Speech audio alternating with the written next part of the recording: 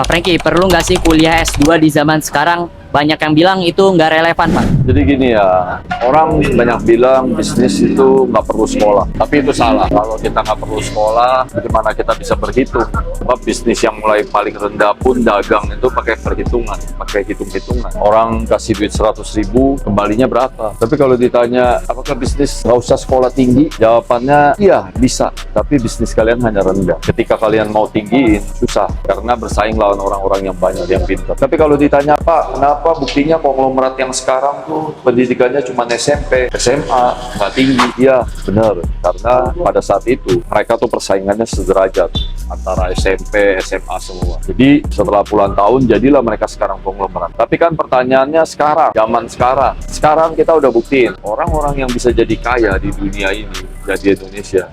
Setelah disurvei itu pendidikan mereka tuh S3, S2. Jadi kalau ditanya apakah bisnis itu nggak perlu sekolah, zaman sekarang udah berbeda. Perlu sekolah. Sekolahlah setinggi-tingginya, tapi kalian harus tetap ingat terus bahwa bisnis itu seni. Kalau kalian kaku terlalu jalanin ilmu sekolah, akhirnya tuh kita nggak pinter dalam bernegosiasi. Nggak bisa bikin win-win solution, nggak bisa bikin konsumen kita senang. Karena kita maunya menang terus dan senang terus sendiri. Otomatis bisnis nggak bisa besar. Sebab bisnis bisa besar kalau kepuasan konsumen kalian tinggi. Jadi tetap sekolah tinggi, tapi setelah itu belajarlah tinggiin EQ kalian atau kepintaran hati atau kebijaksanaan. Sebab bisnis itu butuh hati juga supaya nggak terlalu perhitungan dengan konsumen. Tapi sekali lagi saya ini orang yang paling so tahu dan bukan orang jago bisnis. Kalau kalian gimana? Apakah bisnis butuh sekolah tinggi S2 atau S3?